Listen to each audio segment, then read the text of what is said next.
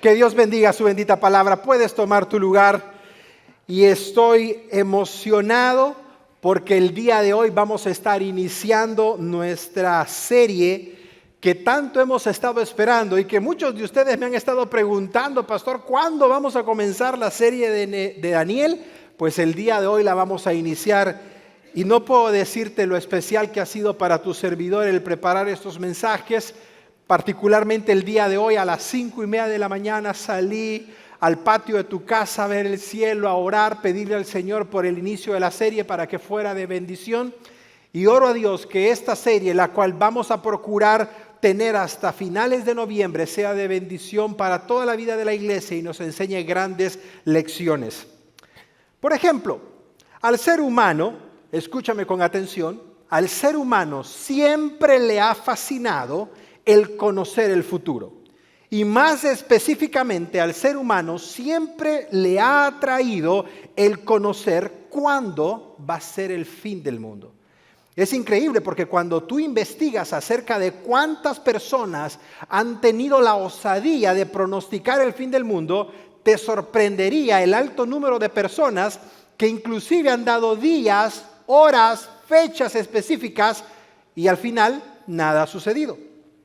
Toma por ejemplo lo que sucedió en el año de 1999. Esto lo recuerdo muy bien porque fue el año en que tu servidor se graduó de la universidad. Y recuerdo que todas las personas decían, ya compró lo que tiene que comprar, ya compró latas, comida enlatada, agua, porque para el 31 de diciembre del 99 las computadoras se van a apagar, las cuentas bancarias van a desaparecer, el dinero va a desaparecer y todos estaban afligidos por el famoso Y2K, lo que en inglés o en español sería Y2K, que sería el año 2000, el inicio de un nuevo ciclo contable para las computadoras y para los sistemas informáticos.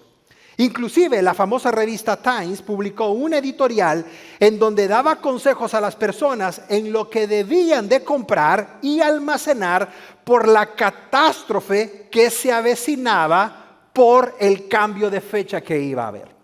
Luego, en 1997, un grupo de 39 personas que formaban parte de una secta religiosa llamada Puerta del Cielo, aquí en California, se suicidaron masivamente cuando el cometa Halley pasó, porque ellos creían, y se lo había enseñado su líder espiritual, de que había un ovni que iba detrás de la estela del cometa y el ovni los iba a salvar de la catástrofe del fin del mundo que estaba a punto de suceder. Fue trágico la muerte de esas personas que dieron su vida en vano.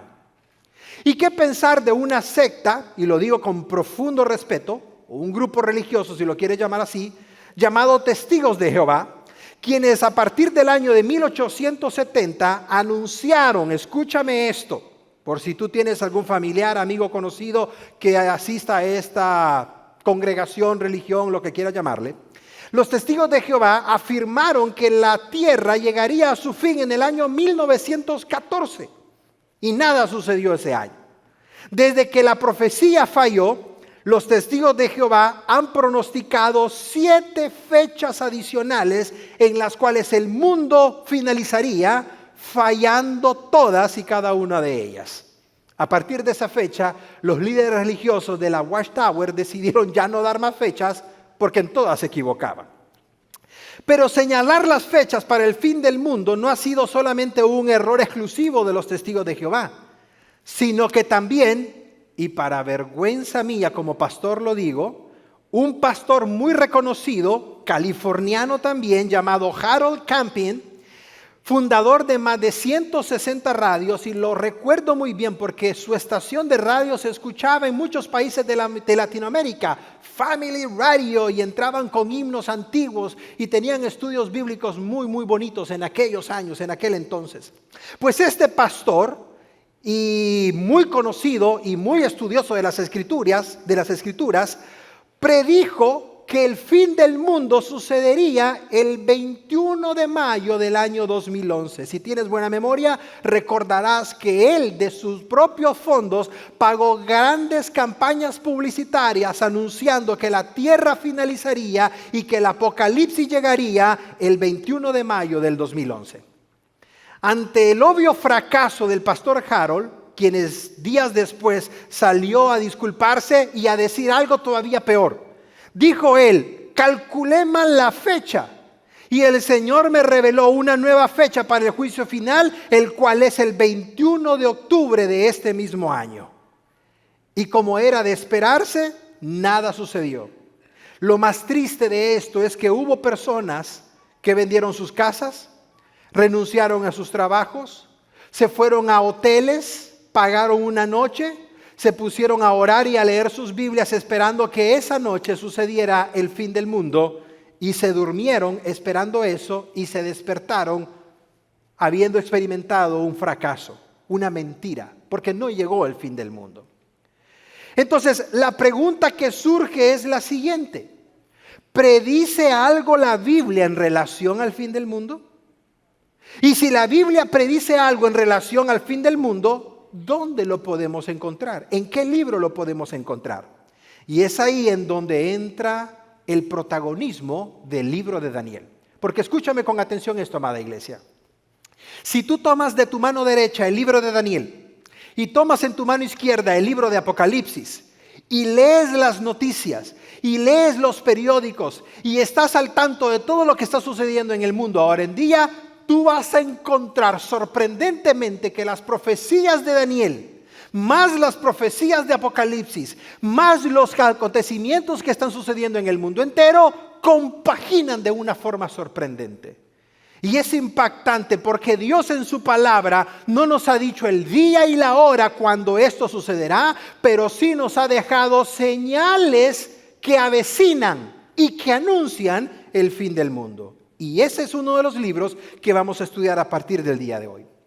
Así es que a lo largo de los años hay personas que han encontrado en el libro de Apocalipsis y en el libro de Daniel una fuente de promesas de parte de Dios para sus vidas. Y hay unos creyentes que dicen: yo no quiero leer Daniel y Apocalipsis porque no los entiendo. O peor aún, hay personas que dicen: yo no quiero leer Daniel y Apocalipsis porque me da temor, me da miedo. Quiero decirte algo, amada iglesia de Cristo. Para los que estamos seguros en el Señor, no nos da temor saber el futuro. Nos alegra saber el futuro, porque nos confirma que estamos del lado de los vencedores. Estamos del lado de los que triunfan con Cristo Jesús. Dale un fuerte aplauso a Él. No estamos del lado de los perdedores. Pero como bien lo dijo el Señor, el día y la hora nadie lo sabe, excepto el Padre que está en los cielos. Entonces, ¿de qué habla el libro de Daniel? De ese plan maravilloso que Dios ha estipulado para la nación de Israel y para el mundo entero, que se va a revelar a través de los años. Y es por eso que vamos a titular a esta serie, a lo largo de estos próximos meses, Daniel, el desarrollo del plan de Dios para la humanidad. Daniel, el desarrollo del plan de Dios para la humanidad. Ese es el título de toda la serie, que va a cubrir aproximadamente 12 mensajes y que confiamos que sean de bendición para la vida de la iglesia. Pocos libros en la Biblia ilustran de manera más clara la consumación del plan de Dios en los últimos tiempos, como lo es el libro de Daniel. Y con todo lo que vamos a aprender a lo largo de esta serie, y con todo lo que vamos a estar escuchando y vamos a estar compaginando con lo que actualmente está sucediendo en el mundo entero, nos vamos a sentir aliviados de ver cómo Dios ha planificado el desarrollo final de los tiempos y cómo lo ha revelado a través de su palabra. Porque quiero que escuches esto con atención, por favor. El Corán no habla del final de los tiempos. La perla de gran precio, el libro de Mormón y todos y cualquier otro libro religioso que quieras mencionar no habla del final de los tiempos de manera clara, perfecta, como lo hace la palabra de Dios. El libro de Daniel contiene revelaciones, contiene profecías acerca del fin de los tiempos. Y cuando leemos estas revelaciones y cuando leemos el plan de Dios para la humanidad, somos confrontados con ese proyecto que Dios tiene para esta tierra. Y nosotros somos invitados a formar parte de esos planes. Pero más que las profecías, más que lo apocalíptico del libro de Daniel, la vida de este hombre nos reta a ser íntegros delante de Dios. Nos reta a ser hombres y mujeres de oración. Nos reta a ser creyentes que honran a Dios a pesar de estar en cautiverio o a pesar de estar en una sociedad pecadora como la estuvo Daniel. Y como vamos a aprender en cada uno de los mensajes que vamos a ver en el futuro, vamos a comenzar, como lo hemos hecho con series anteriores, poniendo una base introductoria del libro de Daniel. Porque no quiero que comencemos de lleno con el libro sin antes entender los pormenores de quién fue el autor, el contexto en el cual se redactó el libro, los pormenores que vivían en el mundo en aquel entonces conocido y luego lo que podemos aprender de este maravilloso libro. Así es que vamos a partir de esa base introductoria y a este primer mensaje, que es un mensaje de introducción al libro de Daniel, lo vamos a titular de la siguiente manera, como puedes ver en pantalla: un panorama introductorio al libro de Daniel. Padre que estás en los cielos, te damos gracias porque eres bueno, porque eres perfecto en tus planes, porque a ti nada te sorprende, Señor, porque tú conoces el pasado, presente y el futuro de cada persona, de la humanidad y del mundo entero. Gracias, Señor, por habernos dejado plasmado en tu palabra cuál es el desarrollo final de los tiempos. Porque son alertas que tú quieres dejar para que las personas te busquen, escuchen tu evangelio, lo crean de corazón y decidan comenzar a tener una relación personal contigo. Gracias por la vida de Daniel, porque su vida y su ejemplo nos va a enseñar grandes lecciones. Y no queremos estudiar este libro para acercarnos únicamente a conocer de profecía y de acontecimientos apocalípticos, sino queremos aplicarlo a nuestra vida diaria. Queremos aprender las lecciones que volvieron a Daniel, una persona cercana a ti, para seguir su ejemplo, Señor. Mientras oramos, queremos recordar a aquellas personas que en este momento, Señor, han perdido un ser querido o se encuentran en dolor. Muy específicamente queremos interceder por nuestro hermano José Ibarra, quien este fin de semana su padre falleció.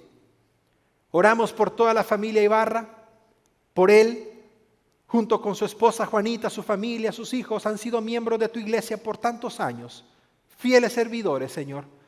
Y pedimos que tú puedas traer consuelo al corazón de ellos, paz en medio de todo esto, Señor.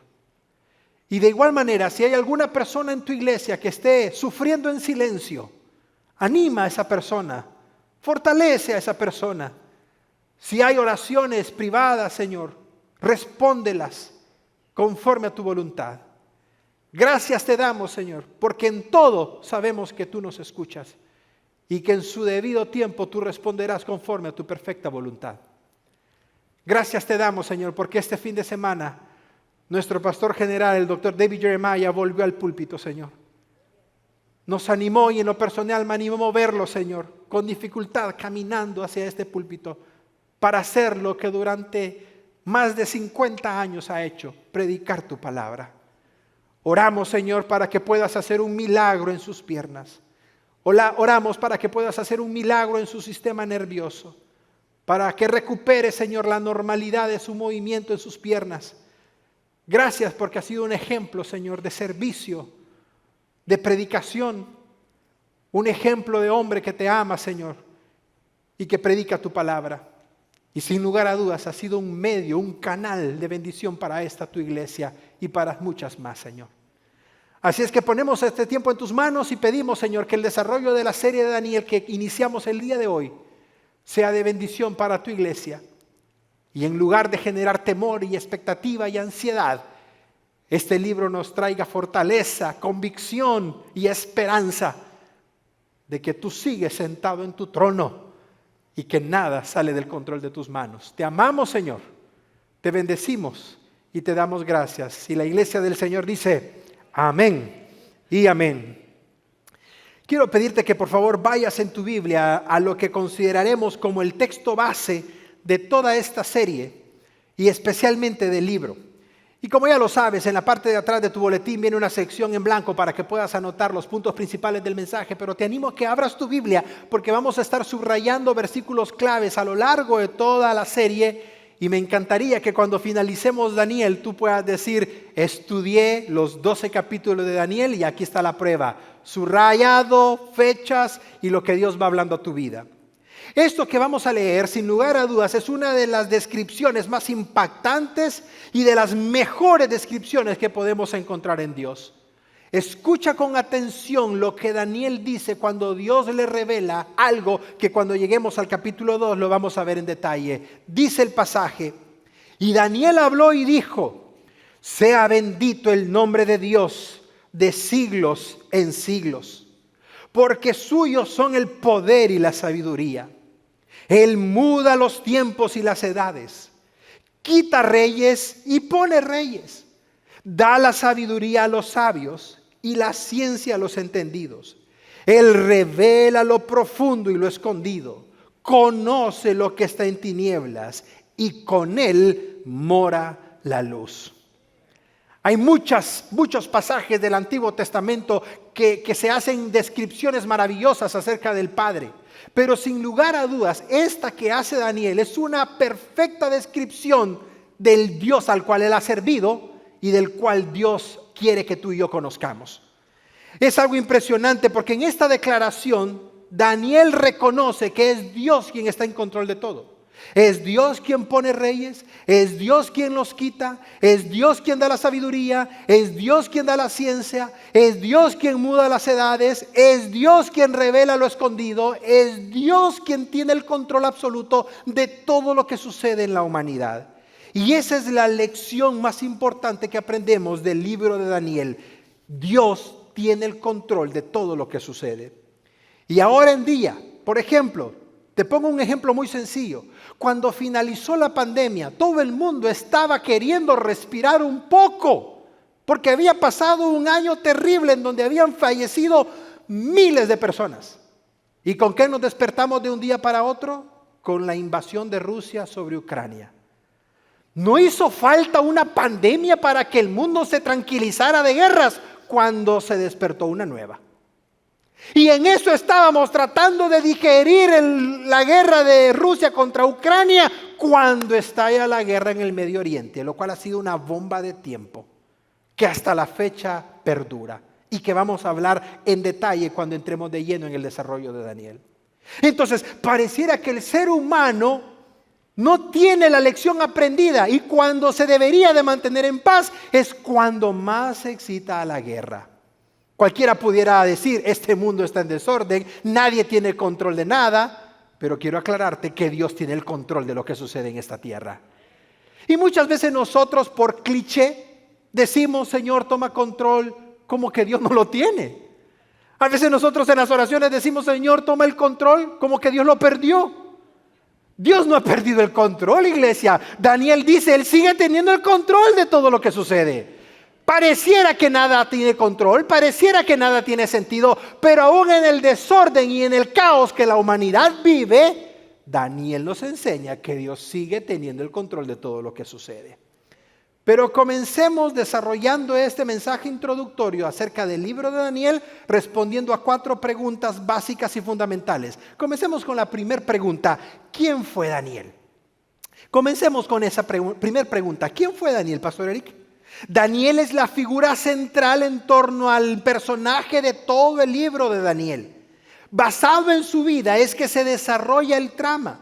Por cierto, si lo quieres anotar en la parte superior de tu Biblia, Daniel significa en hebreo, Dios es mi juez. ¿Qué nombre tan lindo tenía él? Dios es mi juez. Ese es el significado de Daniel. Y la Biblia nos dice en el primer capítulo de Daniel que este era un joven príncipe de la alta sociedad de Israel, específicamente del reino de Judá. Tú lo recordarás que cuando Salomón falleció, su hijo Roboam, el reino se dividió en 2 partes. El reino del norte, que tomó una base en Samaria, y el reino del sur, que tomó una base en Judá. Por eso cuando leemos Juan capítulo 4 y encontramos a Jesús con la mujer samaritana, ahí puedes entender por qué la mujer samaritana no tenía mucha relación con el Señor, porque la mujer samaritana era del grupo del norte, quienes habían dicho que se tenía que adorar en el monte de ellos. Entonces aquí encontramos a Daniel, quien pertenecía al grupo de Judá, que eran los que se habían quedado en Jerusalén después de que el reino de Israel se había dividido en los dos grupos. Era un adolescente, y si sacamos los datos históricos, pudiéramos decir que Daniel, cuando se da el relato del capítulo 1, era un adolescente de aproximadamente 16 o 17 años. Entonces, imagínate este escenario. Daniel está viviendo en Jerusalén. Viene de una familia real, viene de una familia acomodada, viene de una familia de príncipes de Israel. Tiene un buen porte, tiene una buena educación, ha sido formado conociendo al Dios verdadero, y de repente llega un emperador, un rey de Babilonia, que lo vamos a ver más adelante, conquista Jerusalén y se lleva a todo lo mejor que tiene Israel a Babilonia. En ese grupo iba Daniel. ¿Cuándo sucedió esto? Y esto me encanta de la palabra de Dios, porque si hubiese alguna persona que dice, pues yo dudo de esos relatos históricos que menciona Daniel, de veras, te animo a que veas la historia, y no me refiero a la bíblica, a la secular, y busques en qué año Nabucodonosor conquistó a Jerusalén. Y vas a encontrar la fecha del año 605 a.C. Esa fue la fecha exacta en la que el rey Nabucodonosor llegó a Jerusalén y la conquistó. Y eso lo prueba la misma historia. Lo interesante es que de esa conquista varios grupos fueron migrando de Jerusalén hasta la capital de Babilonia. Y no solamente Daniel iba en ese grupo, sino, como vamos a leer más adelante, también iban 3 amigos de Daniel, los cuales la Biblia llama Ananías, Misael y Azarías, que son los que vamos a encontrar más adelante, que fueron lanzados al horno de fuego. Entonces, hagamos una pequeña pausa acá. Hemos entendido que Daniel es un joven príncipe. Ha sido llevado cautivo por Nabucodonosor del imperio de Babilonia junto con sus 3 amigos. Y estos 4 en total dejan su país, dejan su tierra, dejan su nación y ahora se vuelven cautivos y van a una nación extranjera que es una nación pagana. Es interesante porque cuando leemos la historia de Daniel, y esto me impactó a mí, Daniel termina su libro aproximadamente a los 90 años de edad, lo cual significa que Daniel vivió en cautividad toda su vida, es decir, más de 70 años de edad. Y lo impactante de este joven de 17 años, que como repito, es que pudo ver en presencia personal, fue testigo de cuando el imperio babilónico fue conquistado por el imperio persa. Yo no sé si te gusta la historia, si te acuerdas de tu clase de historia, pero tú sabrás que toda la hegemonía mundial y que la base de la civilización viene del Medio Oriente, de lo que se le conoce como la región de Mesopotamia. El primer imperio que se conoce fue el imperio asirio, y los asirios fueron conquistados por los babilónicos. Luego los babilónicos fueron conquistados por los persas, y luego los persas fueron conquistados por los griegos, Alejandro Magno, por cierto. Y luego los griegos, cuando Alejandro Magno murió de 33 años de edad, fueron conquistados, se dividieron entre 4 de sus generales, y luego vino el último imperio que se ha conocido hasta la historia presente, lo cual fue el Imperio Romano. Todo esto que te acabo de decir lo vamos a ver en detalle, pero aquí vemos a Daniel, que está sirviendo bajo el imperio babilónico y luego bajo el imperio persa, y se mantiene como un hombre de fe y un hombre íntegro ante Dios. Es impactante porque la Biblia dice que este joven Daniel fue un joven de sabiduría, de buen parecer, a quien Dios le dio las revelaciones más profundas de lo que iba a suceder en el futuro. Y es impactante porque no solamente sirvió bajo Nabucodonosor, sino que también sirvió bajo su hijo Belsasar, luego sirvió bajo Darío y finalmente sirvió bajo Ciro. Es decir, este hombre sirvió bajo 4 o 5 de los emperadores más grandes que han existido en la historia. Y todo lo hizo bajo la dirección de Dios. Si tú me dices, Pastor Eric, ¿cómo es que esto se relaciona con el Nuevo Testamento? Porque muchas personas dicen que el libro de Daniel fue un libro ficticio, un libro inventado. Entonces la pregunta que surge es, si Daniel no existió en la vida real, ¿cómo es que Jesús lo citó?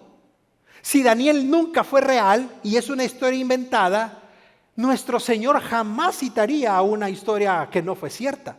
Y eso lo encontramos en Mateo capítulo 24, cuando el Señor da la profecía del fin del mundo. El Señor cita textualmente a Daniel y Él dice, por tanto, cuando vean el lugar santo, la abominación desoladora de la que habló el profeta Daniel. Ahí Jesús está haciendo una clara mención de Daniel y lo está citando de lo que Él había escrito cientos de años atrás.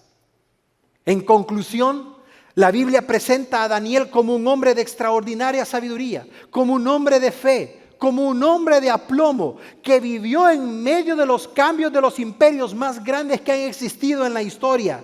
Y este hombre, a pesar de vivir en una ciudad pagana, a pesar de vivir en un contexto de pecado, se mantuvo amando y honrando a Dios todos los años de su vida.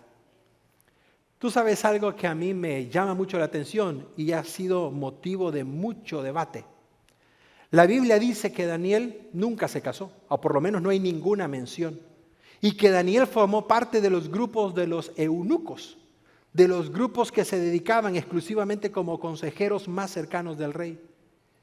Muchas personas, muchos estudiosos de las Escrituras afirman que es muy pero muy probable que Daniel inclusive haya tenido que ser castrado para estar en esa posición en donde estuvo. Y aquí tenemos a un hombre que se enfrentó a todo ese tipo de situaciones, en el caso de que fueran ciertas, pero nunca jamás perdió su fe y nunca perdió esa integridad que tenía para con Dios.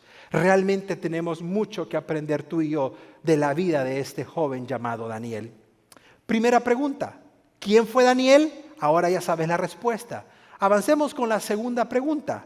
¿Cuál fue el contexto histórico de Daniel? ¿Cuál fue el contexto histórico en el que se desarrolló la narrativa de este libro? Como lo mencionamos anteriormente, y la gráfica que verás en pantalla te va a ayudar a ubicarte, porque yo sé que nos ubicamos con Tecate, Mexicali. Por cierto, ¿cómo estará el calor en Mexicali? Dios mío, ha hecho una semana de calor aquí en San Diego. Y yo sé que nos estamos asfixiando porque ya tenemos una semana de calor a más de 100 grados, los dígitos del calor. Pero estaba leyendo las noticias, oyéndolas mejor dicho, y dice el reportero, no te quejes por el calor en San Diego, porque en Phoenix ya cumplieron 100 días con 3 dígitos de calor. ¿Te imaginas? Ahora nuestros hermanos en Mexicali, y lo digo con profundo respeto, dale gracias a Dios por el aire acondicionado que tienes en tu casa.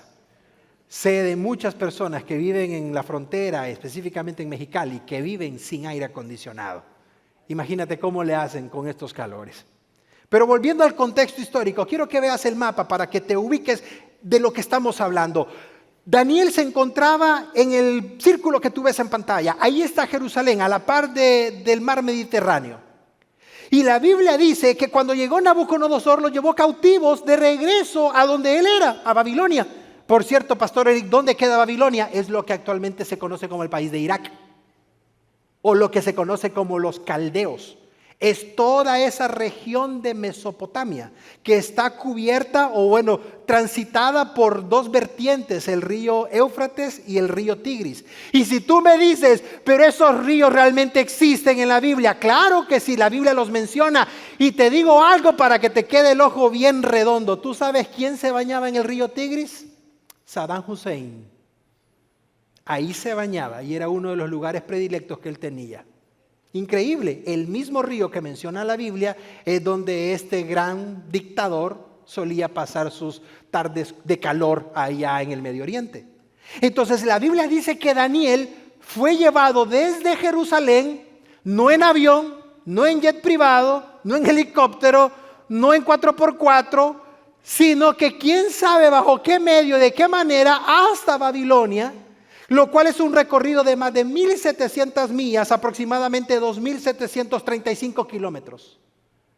Eso tuvo que caminar, transitar Daniel y todos los que llevaron y los que fueron cautivos de Jerusalén a Babilonia. Quiero hacer una pausa ahí porque siento esto de parte de Dios. Si tú me dices a mí el día de hoy, qué injusto es Dios, ¿por qué llevó cautivo a su pueblo? Te digo algo, Dios les advirtió al pueblo de Israel y le dijo, no se aparten de mí, porque el día que lo hagan van a venir consecuencias.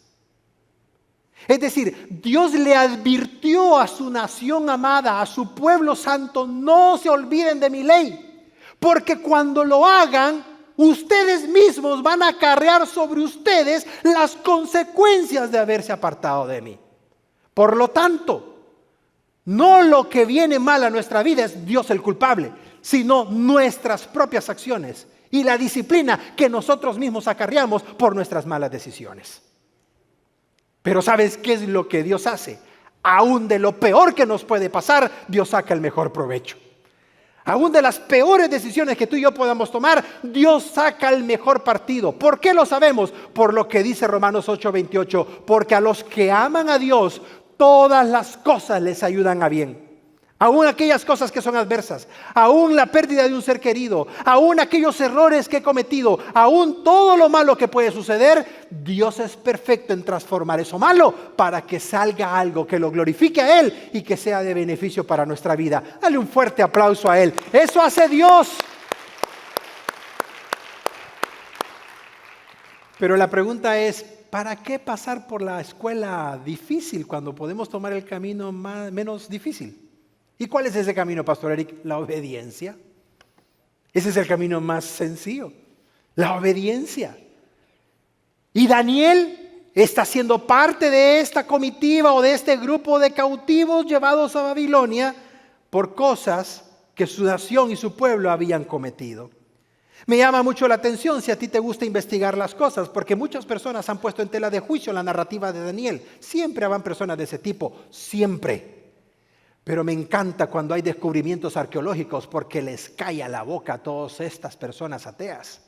Por ejemplo, en descubrimientos que se hicieron en el área de Mesopotamia, una persona que trabajaba la tierra va encontrando una tablilla como la que ves en pantalla. Y esa tablilla, para ti y para mí, pudiera servir de pisapapeles.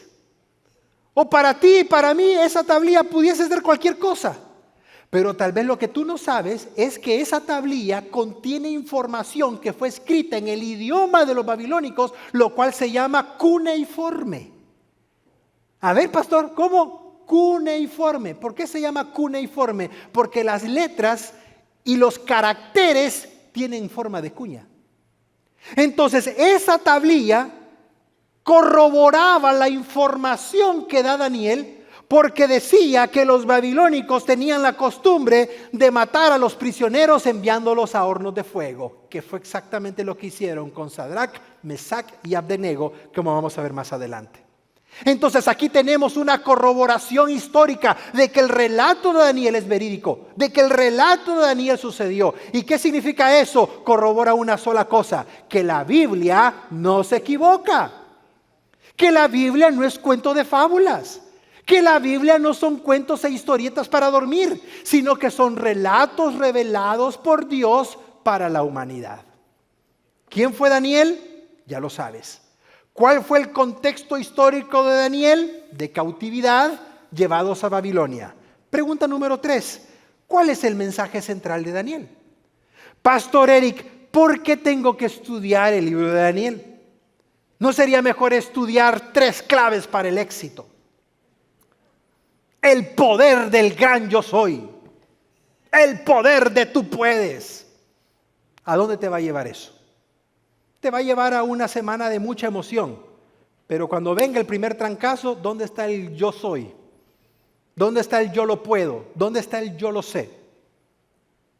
El mensaje central de Daniel es impactante porque es una revelación futurista y profética de lo que va a suceder. Esto que viene a continuación es bien importante que tú lo entiendas porque te va a ayudar a comprender todo el propósito del libro.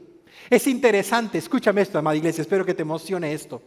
Porque en este libro de Daniel, Dios le revela a su siervo el plan que Él tiene para con la nación de Israel y el plan que Dios tiene para las naciones del mundo entero.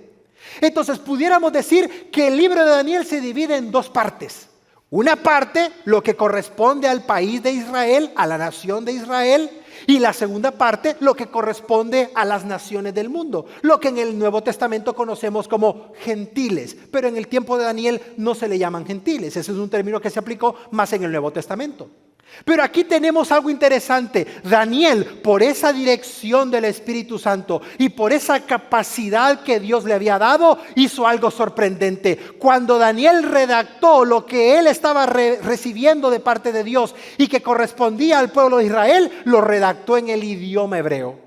Pero lo que correspondía a las naciones del mundo entero, lo redactó en la lengua que los otros iban a entender, lo cual era el arameo. Observa en pantalla, la división del libro tiene dos idiomas nada más. Una sección redactada en hebreo y la segunda sección redactada en arameo. La primera sección, la redacción del hebreo, está en la primera porción del capítulo 1 y luego la sección del capítulo 8 hasta el capítulo 12 al final del libro, que es la sección que corresponde exclusivamente a la nación de Israel. Si tú me preguntas, pastor, ¿será que Irán va a destruir a Israel y los de Hezbollah van a lograr exterminarlo? Jamás va a suceder eso. No hay ninguna nación que destruya a la amada nación de Israel, porque Dios vela y protege a la nación de Israel. Dale un fuerte aplauso a Él. Nadie va a vencer a Israel. De hecho, como lo vamos a ver más adelante cuando lleguemos a estos capítulos, que me emociona cuando lo hagamos, Israel va a estar a punto de ser exterminado, pero ahí los va a rescatar el Mesías, a quienes rechazaron. Quiero decirte algo por si no lo sabes, no te dejes tragar el cuento de que mediadores, intermediarios para que se solucione la guerra. Escúchame por favor, escúchame, no voy a profundizar porque no tengo el tiempo. Pero el problema de Hamás, el problema de Hezbollah y el problema de Irán contra Israel no es por tierra. Ellos no quieren tierra. Ellos no quieren el pedazo de la franja de Gaza. Ellos no quieren el pedazo de los altos de Golán al norte de Israel. El problema de Hezbollah, el problema de los chiitas, el problema de Irán y el problema de Hamás es la exterminación de Israel como nación. Ellos quieren exterminar al pueblo judío. Ellos quieren erradicar por completo a la nación de Israel. Y eso es un propósito diabólico y satánico. Es Satanás quien está detrás de esa intención. Pero me encanta porque Daniel confirma que no hay nadie que se levante contra la nación de Israel. Porque como vamos a ver más adelante, Dios envió al príncipe llamado Miguel, al gran arcángel, para proteger a la nación de Israel, para guardarlos hasta el final. Y me encanta porque, como dice Daniel, Dios va a cumplir su propósito para con la nación de Israel. Ahorita, en este momento, Dios no está tratando con Israel, está tratando con la iglesia. Es el período que conocemos como la gracia, en donde el enfoque es la salvación de la humanidad, en donde el enfoque es que todo el mundo escuche el evangelio. Pero cuando esta etapa se termine, porque se va a terminar, cuando esta etapa llegue a su fin, entonces va a comenzar el reloj de Dios a tomar cuenta para la nación de Israel. Y esa es la última semana, la semana 70 de las 69 que él recibió en la revelación de Daniel. La segunda parte de Daniel está escrita en arameo y esa corresponde desde el capítulo 2 hasta el capítulo 7, porque en estos capítulos del 2 al 7 es cuando Daniel recibe la revelación de una imagen de oro, de bronce, de plata y luego de madera que está en los pies de la imagen. Y es impactante porque cada uno de esos materiales de la imagen que Nabucodonosor soñó corresponde al imperio babilónico, al imperio medo-persa, al imperio griego y finalmente al imperio romano, que es la bestia que dice Daniel que soñó, que destruía todo a su paso. Es impactante como Dios le reveló cada detalle a Daniel. Y me gustaría que observaras en el capítulo 9, versículo 24, cómo Dios le reveló el desarrollo final de la historia a Daniel. Dios le dice a Daniel a través del ángel: Daniel, 70 semanas están determinadas sobre tu pueblo. ¿Cuál pueblo? Israel. Y sobre la santa ciudad. ¿Cuál es la santa ciudad? Jerusalén. Por cierto, quiero hacer un paréntesis. No hay una ciudad que haya sido más veces conquistada que la ciudad de Jerusalén. Todo el mundo quiere esa ciudad. Los bizantinos, luego los romanos, que la conquistaron tantas veces hasta que en el año 70 la terminaron de destruir por el emperador romano Tito. Luego los musulmanes. Y luego todos los imperios han querido tomar esa ciudad. ¿Qué tiene Jerusalén? Que todos la quieren. Y que en la fecha actualmente está dividida en 4 grupos. Y tú sabes qué es lo más impactante. En la región donde está el Muro de los Lamentos está la Plaza Mayor, donde estaba el lugar más santo de los judíos, en el templo antiguo, el destruido por los romanos. Actualmente está tomado por los palestinos, los árabes. Ese es el lugar más sagrado para los judíos después del Muro de los Lamentos, que es el único lugar sagrado que tienen en todo el mundo. Te invito a que tú veas qué es lo que hacen los árabes en la explanada de ese lugar. Jugando pelota, vendiendo comida, como que fuera parque, como que fuera cualquier otro lugar o centro de recreación. El lugar más sagrado para la fe judía se ha convertido en un lugar de diversión para los árabes y no pueden entrar y no tienen permitido atravesar esa área. El ángel le dice a Daniel: Daniel, 70 semanas están determinadas sobre tu pueblo y sobre tu ciudad. ¿Y qué van a suceder en esas 70 semanas? Daniel, observa y enuméralo. Número 1, 70 semanas para terminar la prevaricación. 70 semanas para poner fin al pecado. 70 semanas para expiar la iniquidad. Para traer la justicia perdurable. Para sellar la visión y la profecía. Y finalmente, cuando venga la venida del Mesías, ungir al santo de los santos, Daniel. Ahí el ángel está dando la revelación de todo el desarrollo paso a paso a Daniel. Y si tú me dices: ay, Pastor Eric, eso está en chino. Tienes razón, pero por eso tienes que venir cuando estudiemos el capítulo 9.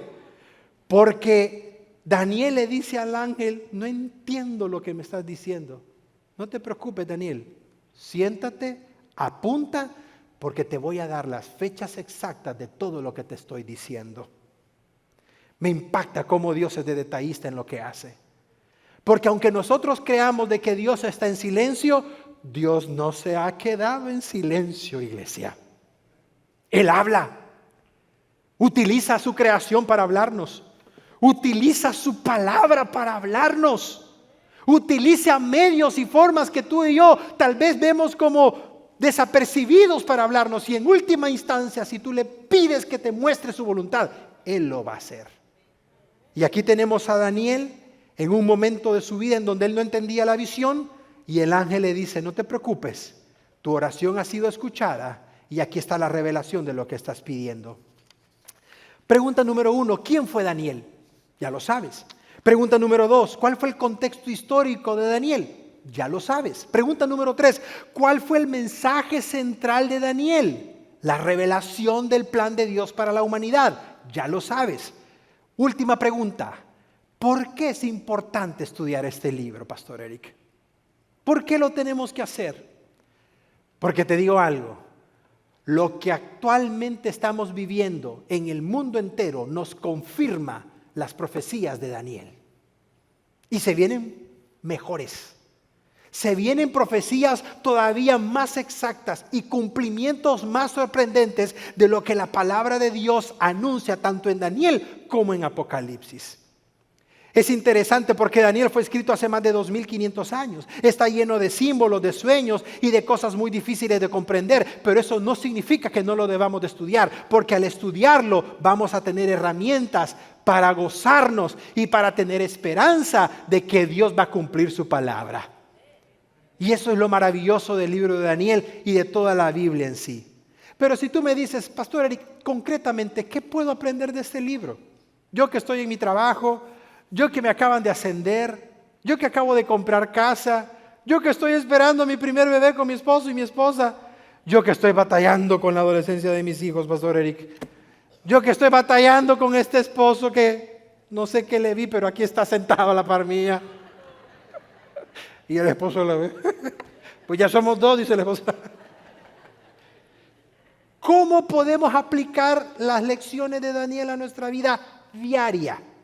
Y esto me encanta de la palabra de Dios.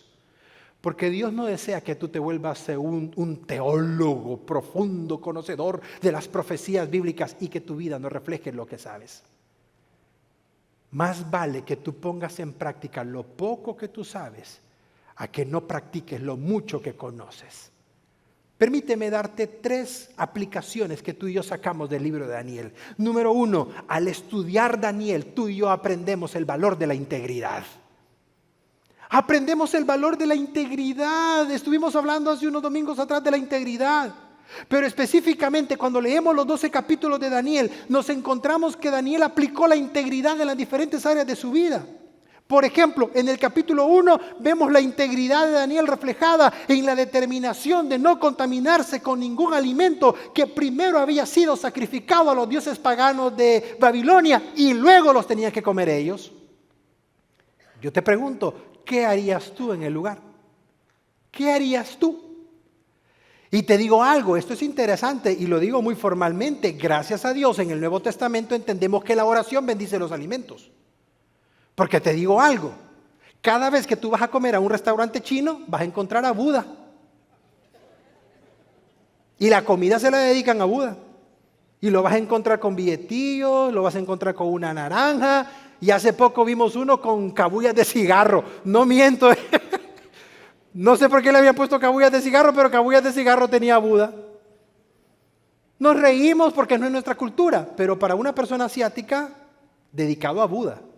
Cuando tú y yo oramos por los alimentos, Pablo dice, ya quedan bendecidos. Por eso no se te olvide orar por la comida y darle gracias a Dios por lo que estás comiendo. Pero en el capítulo 1 de Daniel no sucedía esto. La comida que le daban a este grupo de personas que habían sido reservados para el rey era la comida que habían sido sacrificada a los ídolos. Y Daniel con sus 3 amigos dicen, no vamos a comer esa comida. Y le dice el jefe de los eunucos, pero tanto a ustedes como a mí me van a cortar la cabeza. Y le dice a Daniel, hagamos una prueba. Pruébanos 10 días. Danos legumbres. Danos agüita nada más. Y ya verás la diferencia. En 10 días nos volvemos a ver. Y juzga tú lo que va a suceder. Gloria a Dios. Porque dice la palabra de Dios que cuando cumplieron los 10 días y volvió a verlos, el rostro de los muchachos les brillaba. Estaban sanos. Y no solamente su aspecto físico, sino que los halló 10 veces más listos que todos los demás. Los halló más inteligentes que a todos. Los halló más listos, más sabios, más competentes. ¿Quién intervino? Dios. ¿Por qué intervino Dios? Porque vio la integridad de Daniel. Y me toca el corazón eso. Porque cuando Dios mira que hay un hombre y una mujer que tiene la voluntad de ser íntegro para Él, Dios mete las manos al fuego por esa persona. Cuando Dios ve la buena voluntad que tiene un creyente de ser íntegro en la manera que maneja sus finanzas, en la manera que maneja su hogar, en la manera que maneja su negocio, grande, mediano, pequeño. Cuando Dios ve la intención de integridad en el corazón de sus hijos, Él hace lo demás. Así es que no creas que esa promoción que te dieron es por tu alto coeficiente. No creas que ese negocio que se dio, que ese préstamo bancario, que eso que Dios te abrió, que tú mismo sabes que solamente Dios pudo haberlo hecho, es por ti, es por el Señor. Es por Dios, dale un fuerte aplauso a Él. Esto es para ti, Señor.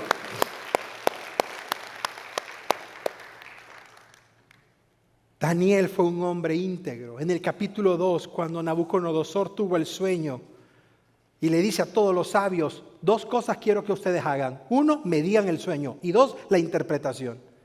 Y le dicen todos los sabios babilónicos, pues dinos el sueño y te decimos la interpretación. No, dice. Ustedes me van a dar gato por liebre y ya me los puedo, ya los conozco. No dan pisadas sin guaraches. Díganme el sueño y la interpretación.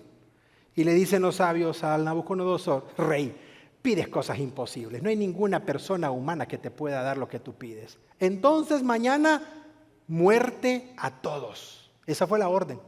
Y dice el capítulo 2 de Daniel que andaban buscando a Daniel para matarlo con sus amigos. Y le dice Daniel al jefe que los andaba buscando para matarlos, ¿por qué no quieren matar? Y ya le cuenta toda la historia que te estoy contando. Y le dice Daniel, dame unos días, dile al rey que me dé unos días. Y ya verás que Dios de los cielos nos va a responder. Ay, es maravillosa la respuesta. Porque Dios le habló en visiones nocturnas a Daniel. Y le dijo exactamente el sueño de Nabucodonosor y la interpretación de ese sueño. Número 2. Daniel nos enseña no solamente el valor de la integridad aplicada a nuestra vida, sino que nos enseña el valor de la oración aplicada a nuestra vida. Daniel era un hombre de oración, había entendido el secreto del éxito de todo creyente y de toda persona. ¿Cuál es? La oración. Es que todavía no hay nada que derrote a una persona que ora. No hay poder satánico, no hay demonio más poderoso que un creyente, hombre o mujer, que tome la oración en serio. No lo hay, no hay. Y Daniel había entendido el poder de la oración. Daniel había entendido que el éxito de su vida radicaba no en la sangre azul que tenía, sino en las rodillas que doblaba. ¿En dónde basas tu éxito? Pues mire, pastor, yo estoy bien conectado acá en San Diego y tengo buena maquinaria y sé manejar muchos programas. Un catarro te manda 3 semanas a la cama. Una visita al hospital cuesta $1 millón, entre otras cosas más. Es Dios. Es Dios quien te da la capacidad, es Dios quien te da absolutamente todo. Y en la medida que tú y yo nos acercamos más a Dios en oración, lo conocemos más y nos enamoramos más de Él. Me llama mucho la atención porque en el capítulo 2 de Daniel, cuando no había salida y cuando la orden era matarlos a todos, ¿tú sabes lo que hizo Daniel? Daniel fue donde Sadrach, Mesach y Abednego y le dijo, muchachos, hay que hacer una campaña de oración. Y le vamos a pedir a Dios que nos revele lo que el rey necesita saber. Y dice el capítulo 2 de Daniel que todos se pusieron a orar hasta que Dios le reveló a Daniel el sueño y la revelación y la interpretación del sueño. Es decir, él conocía el valor de la oración.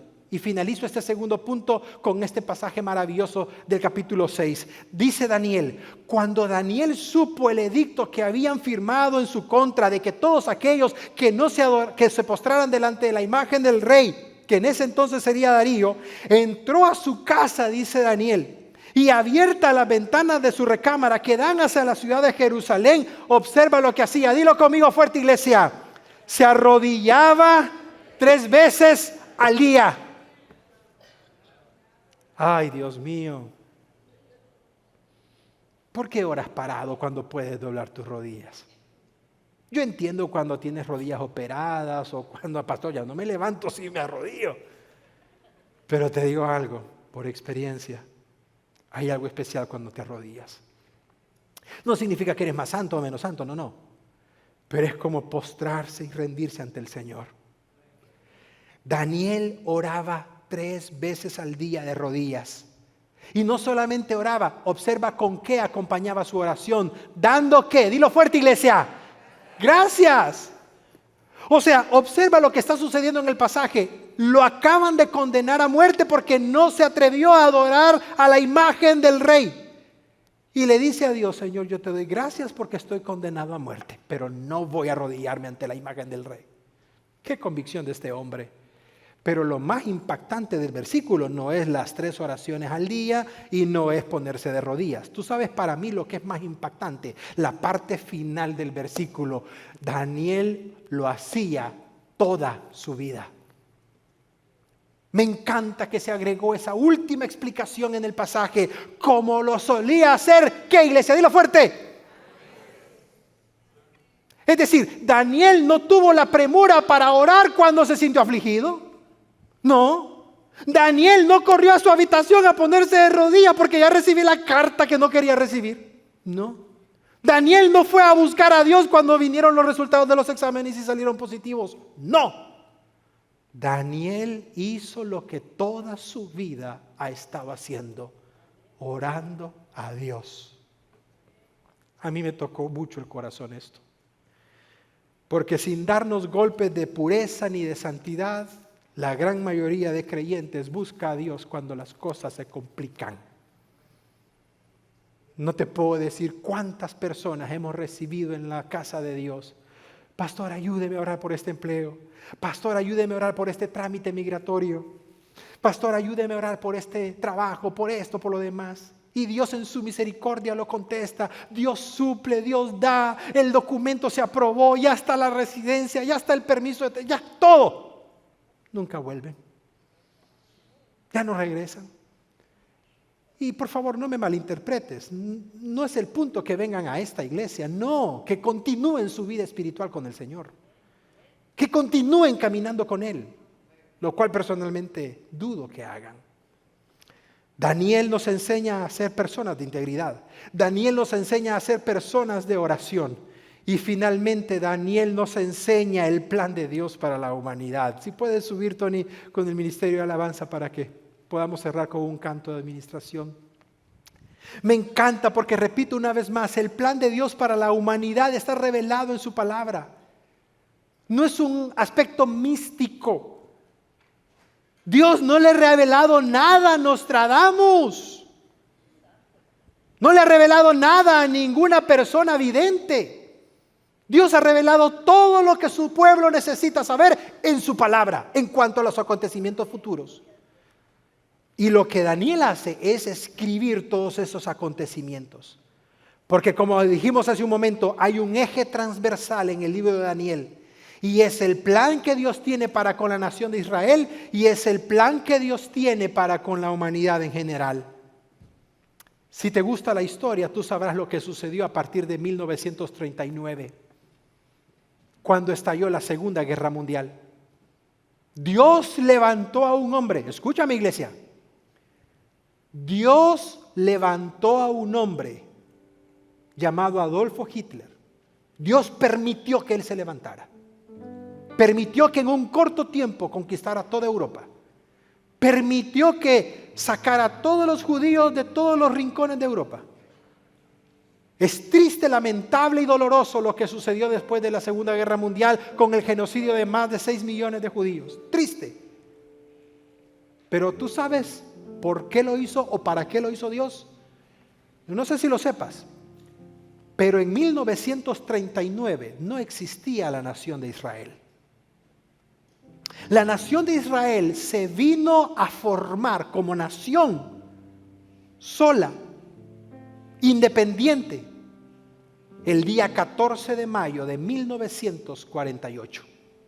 Es decir, cuando la Segunda Guerra Mundial terminó en el 45, todos los judíos ya no tenían dónde regresar. Europa estaba destruida. Ya no podían regresar a Varsovia, ya no podían regresar a Alemania, ya no podían regresar a ningún país de Europa. ¿Qué les quedaba? Regresar a Israel.